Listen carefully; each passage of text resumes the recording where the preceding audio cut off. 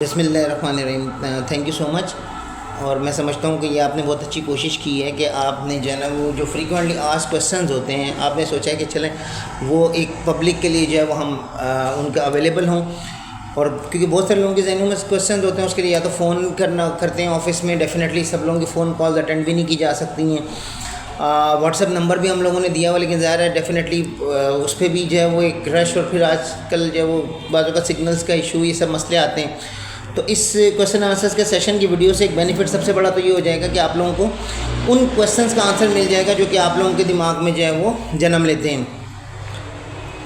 बिल्कुल सही कहा आपने। सबसे पहला जो एक इशू आता है वो ये आता है कि टाइमिंग्स क्या हैं। तो वैसे तो कौंसिल के ऑफिस आवर्स को हम भी ऑब्ज़र्व करते हैं और जो भी पब्लिक हॉलीडेज़ होती हैं वो हम ऑब्ज़र्व करते हैं। और लेकिन ये है कि जो डीलिंग के टाइम है, क्योंकि ज़रा कौंसिल के जो काम है वो सिर्फ़ और सिर्फ लाइसेंस इशू, रजिस्ट्रेशन इशू करना और उनको जो है वो रिन्यू करना ही नहीं होता। इसके अलावा भी बहुत सारे डॉक्यूमेंटेशन हैं, बहुत सारी चीज़ों को एड्रेस करना होता है, बहुत सारी क्यूरीज़ को एड्रेस करना होता है। इस वजह से हमने जो है वो कुछ आप लोगों की आसानी के लिए टाइमिंग रखें कि अगर आपको फॉर्म सबमिशन कराने आना होता है, चाहे वो पब्लिक रिन्यू कराने के लिए आएँ या आप जो है वो फ्रेश के लिए सबमिशन के लिए एप्लीकेशन आ रहे हो, उसके टाइमिंग ये होते हैं कि आप मंडे टू थर्सडे किसी भी दिन आ सकते हैं कौंसिल के ऑफिस में सुबह 10 बजे से लेकर दोपहर 1:30 बजे तक। और अगर आप अपना कलेक्ट करने आ रहे हैं रजिस्ट्रेशन सर्टिफिकेट, तो फिर उसके लिए आपके लिए जो टाइमिंग है वो है 2:30 बजे से लेकर और 4:30 बजे तक शाम, मंडे टू थर्सडे उसके भी यही टाइमिंग्स हैं। तो ये आप लोगों की आसानी के लिए किए हैं ताकि आप एक वक्त में जो है वो ज़्यादा बर्डन भी ना हो और आप लोगों को ज़्यादा वेटिंग भी ना करनी पड़े। ठीक जी, बिल्कुल आपने सही कहा कि जो बायोमेट्रिक का सिस्टम जो है वो क्यों हम लोगों ने इंट्रोड्यूस करवाया था। बेसिकली बायोमेट्रिक का रीज़न ये होता है कि बायोमेट्रिक एक हमारी वेरिफिकेशन होती है और इसका होना इसलिए भी ज़रूरी है कि बहुत सारे लोगों के जो है वो रजिस्ट्रेशन जो है वो मिसयूज़ हो रहे होते हैं फार्मेसीज़ पर। तो ये बायोमेट्रिक इंट्रोड्यूस कराने से एक बेनिफिट तो ये हुआ कि जिस पे आपका कोई भी रजिस्ट्रेशन मिसयूज़ नहीं कर सकता है। किसी के पास अगर आपने किसी को किसी वक्त दिया था और अब आपने वहाँ से जॉब छोड़ दी है, वहाँ आप जॉब करते थे, तो अगर at least at the time of जब एक्सपायर हो जाएगा तो वो जब रिन्यू कराने आएगा तो वो ये नहीं कर सकता कि वहीं से बैठे बैठे फार्मेसी ओनर जो है वो रिन्यू कर दे और आपको मालूम भी ना हो, जबकि आप चाहते भी ना हो कि आप जो है वो वहाँ पे कंटिन्यू भी ना कर रहे हो जॉब। तो इस चीज़ को जो है वो सामने रखते हुए हम लोगों ने ये बायोमेट्रिक जो है वो कंपल्शन इस पर कौंसिल की जो मीटिंग में ये डिसाइड हुआ था। और ये जो बायोमेट्रिक वेरिफिकेशन है बेसिकली आप ये किसी भी नादरा के जो ई सहूलत मरकज़ होते हैं, अक्सर मोबाइल शॉप्स पे अवेलेबल होते हैं, वो आपके जो फिंगर्स जो है ना उससे जो है वो इंप्रेशन लेते हैं और उस पर जो है वो आपकी एक स्लिप आ जाती है जिसको बायोमेट्रिक वेरिफिकेशन कहते हैं। बहुत ईजी है, पूरे पाकिस्तान में हर जगह मौजूद है, इसलिए आपको इसके लिए कोई ख़ास प्रॉब्लम भी नहीं होता। जी, ये फ़ीस कैलकुलेशन के हवाले से आपका सवाल बिल्कुल सही है कि फ़ीस कैलकुलेशन जो होती है वो उसके लिए हमने एक वही हेल्पलाइन नंबर दिया हुआ है इनिशियली कि हम ये करते हैं कि आपके पास जो हमारा एक व्हाट्सएप पर भी आप भेज सकते हैं या कौंसिल के ऑफिस में फ़ोन करके दे सकते हैं, क्योंकि जो कैलकुलेशन है ना बेसिकली वो date of issue of degree से होती है। और या फिर जो अगर आप रिन्यू कराने आ रहे हो तो डेट जब एक्सपायर होता है उससे कैलकुलेट होती है। एक्सपायर जो होता है वो 1 डे बिफोर होता है। यानी अगर मैं ये कहूँ कि मेरा जब आज जैसे 7 अक्टूबर है और अगर आज 7 अक्टूबर को कोई डेट ऑफ इशू है किसी रजिस्ट्रेशन सर्टिफिकेट की, तो ये है 7 अक्टूबर 2024, तो ये आज से 5 साल बाद 6 अक्टूबर 2029 को एक्सपायर होगा। तो एक दिन पहले एक्सपायर होता है। तो अगर एक दिन पहले एक्सपायर होता है तो उससे पहले अगर आप रिन्यू करवाना चाहें तो करा सकते हैं। उसकी तो फिक्स आपकी अमाउंट जो है वो 3000 होती है, लेकिन आप उसके बाद आएंगे तो वो पेनल्टी होती है, वो आप कैलकुलेट करवा लें ताकि आपका पे ऑर्डर जो है वो ख़राब ना हो, आपको जो है वो दोबारा नहीं बनाना पड़े। इस तरह से फ्रेश एप्लीकेशंस में भी ये होता है कि अगर आपने within 3 months from the date of issue of the degree आ जाते हैं, फॉर्म सबमिट करा देते हैं, तो वो आपको जो है ना वो 2500 उसकी फ़ीस है। लेकिन अगर आप डिले करेंगे तो डेफिनेटली पेनल्टी होगी, उसके लिए कि आप पेनल्टी कैलकुलेट करवा लें। लेकिन ये होता है कि जो आप डिग्री की जो डेट ऑफ इशू आप देखिएगा कि हर यूनिवर्सिटी की डेट ऑफ इशू लिखने का अलग तरीका होता है। तो आप अपनी डिग्री पे देखिएगा, एक तो होता है एग्ज़ाम कंडक्टेड की डेट होती है, लेकिन एक होता है date of issue of degree जिस पे कि साइन वीसी वगैरह कर रहे होते हैं, तो वहीं एक साइड पर जो है वो डेट ऑफ इशू भी होती है।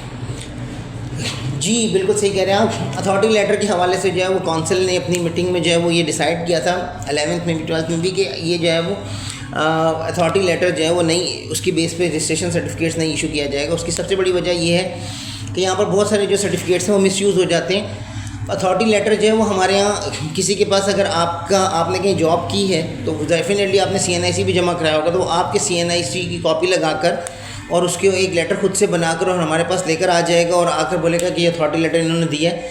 तो दूसरी बात ये, बीइंग अ फार्मासिस्ट प्रोफेशनल, हमें लाजमी काउंसिल में जो है वो विज़िट भी करना चाहिए। आपको अपनी प्रोफेशनल बॉडी के साथ जो है वो आपको आपका एक लिंक होना चाहिए। तो इसलिए एटलीस्ट आपको जो कलेक्शन का टाइम पर हम कहते हैं कि वो आपको खुद ही आना पड़ेगा। सबमिशन के लिए हम ये वेव कर देते हैं कि ठीक है, आप किसी के हाथ भी भेज सकते हैं, आप TCS भी कर सकते हैं, सारी फैसिलिटीज़ हैं। लेकिन जब at the time of submission collection वो आपको खुद आना पड़ेगा, क्योंकि उसमें हम आपका रजिस्टर पर भी यहाँ पर साइन होता है, जिस पे हम आपको रजिस्टर करते हैं, और आपकी फ़ाइल पर भी साइन होता है। तो इसलिए हम ये लाजमी हमारी कोशिश होती है कि ये वो फिर हम आपको बगैर मतलब आपके प्रेजेंस के बगैर नहीं दे सकते हैं। हाँ, उसमें ये किया कि हमने जो ओवरसीज़ फार्मासिस्ट हैं उसके लिए हम लोगों ने एक अच्छी ये बात कर दी कि हमने कहा है कि वो डायरेक्टली वहीं से ऑनलाइन अप्लाई करेंगे, और जब वो डायरेक्टली अप्लाई करेंगे तो काउंसिल उनको जो है वो सर्टिफिकेट बनाकर डायरेक्टली उन्हीं की जो कंट्री ऑफ जो रेजिडेंस है, जहाँ पर वो काम कर रहे हैं, जहाँ वो रह रहे हैं, वो जो एड्रेस वहाँ पे वो मेंशन करेंगे, उस एड्रेस पर हम यहाँ से उनको DHL या FedEx जो भी हमारे लिए ऑप्शन होगा, मतलब वो उनको कोरियर किया जाएगा। तो ये उनको फैसिलिटेट भी करें इसी वजह से। लेकिन ये फॉर ओवरसीज़ फार्मासिस्ट के लिए ये फैसिलिटी मौजूद है, ठीक है। फॉर्म में वाकई एक प्रॉब्लम ये आता है कि आप लोग अक्सर लोग क्या करते हैं, जो यहाँ रहते हैं वो अप्लाई कर देते हैं ऑनलाइन, क्योंकि हमारा पोर्टल सिस्टम है। तो पोर्टल सिस्टम पर आप लोगों को ये होता है, जो वीडियो भी है भी आप उसको भी ज़रूर देखें, जो हमने वीडियो भी इसमें अपलोड की है कि किस तरह से फॉर्म जो है वो उसको अपने फिल करना है। तो पोर्टल पे जाते हैं तो सबसे पहले आप पोर्टल पे अपना लॉगिन आईडी अपनी लॉगिन आईडी बनाते हैं। उसके बाद आप उससे जब लॉगिन होंगे तो फिर आपके पास एक डिटेल आपकी जो है वो मांगेगा आपसे सॉफ्टवेयर, जिसमें कि आपने सारा अपना इन्फॉर्मेशन शेयर करेंगे। जब वो कंप्लीट करते हैं जब वो आप कंप्लीट कर लेंगे तो नेक्स्ट फेज़ में ये होगा कि वो आपके पास ऑप्शन आएगा फॉर्म को डाउनलोड करने का, या अप्लाई कहते हैं। अप्लाई या तो आपने फ्रेश होता है या रिन्यूअल होता है, तो जो भी आपका केस होगा वो अप्लाई करेंगे, फिर फॉर्म डाउनलोड होगा। जब फॉर्म डाउनलोड होता है तो उसके ऊपर आपके सारे डॉक्यूमेंट जो रिक्वायर्ड है वो लिखे हुए आ जाते हैं। वो तमाम डॉक्यूमेंट्स को आपने अटैच करना होगा अपने फॉर्म के साथ। 4 तस्वीरें चाहिए होंगी। तस्वीरों के लिए ये है कि आपके जो फ़ोटोज़ हैं वो जो साइज़ हमने आपको बताया है उसमें आपका बैकग्राउंड ब्लू भी हो सकता है, वाइट भी हो सकता है, मगर कपड़ों का जो कलर है वो लाइट होना चाहिए, और तस्वीरें जो अटैच नहीं होनी चाहिए आपकी। ये चीज़ का ख्याल रखा करें, पिक्चर्स जो अटैच नहीं करानी है आपने। तो ये सारी चीज़ें जो है वो कंप्लीट करके फिर आप अपनी एप्लीकेशन को जो है वो हमें बाय कोरियर भी भेज सकते हैं, और हमें जो किसी के हाथ भी सबमिट करवा सकते हैं। But at the time of collection, फिर वही बात रिपीट करूँगा, आपको खुद ही आके जो है उसको कलेक्ट करना होगा बाय योरसेल्फ, ठीक है। इसी तरह से जो है वो हमारे पास हम ये कहते हैं कि अर्जेंट फ़ीस के हवाले से अक्सर लोगों के अटैचमेंट का ये होता है हमारे पास कि मैंने बताया ना, वो सारे डॉक्यूमेंट जो अटैच किए हैं वो सारे अटैच करके एप्लीकेशन किया था। हाँ, डॉक्यूमेंट्स आपके सारे अटेस्टेड होंगे, लेकिन तस्वीरें अटेस्टेड नहीं होंगी, ठीक है।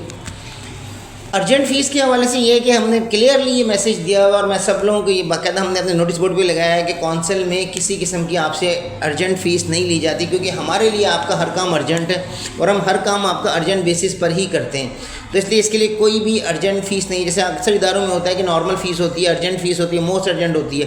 पासपोर्ट ऑफिस चले जाएँ, नादरा ऑफिस चले जाएँ, डिग्री इसके लिए आप निकलवाते हैं, सब जगहों पर होते हैं। लेकिन हमारे यहाँ ये सब नहीं है, क्योंकि हमने सिस्टम इस तरह से है कि हमारे पास अगर आप रिन्यूअल के लिए आते हैं तो उसमें हम 3 to 5 डेज़ में आपका रिन्यूअल हो जाता है। इससे कम टाइम में भी हो जाता है, मतलब मैक्सिमम 3 डेज़ में आपको जो है रिन्यूअल मिल जाता है। और इसी तरह से जो है अगर आप फ्रेश एप्लीकेशन के लिए आते हैं तो उसके भी हमारे पास 3 डेज़ ही हैं, मगर उसमें वो डेज़ ऐड हो जाते हैं जो आपकी यूनिवर्सिटी में हमारी जो हम एक एनवलप भेजते हैं जिसमें डिग्री और ट्रांसक्रिप्ट जो है वो वेरीफाई करवानी होती है। तो वो लोग अक्सर यूनिवर्सिटीज़ का वो टाइम डिफरेंट है, तो इसलिए उनको डिफरेंट होता है। अदरवाइज़ हमने जो है वो हमारे हिसाब से वहाँ भी 3 डेज़ में आपका जो है वो लाइसेंस रजिस्ट्रेशन जो है वो कंप्लीट हो जाता है।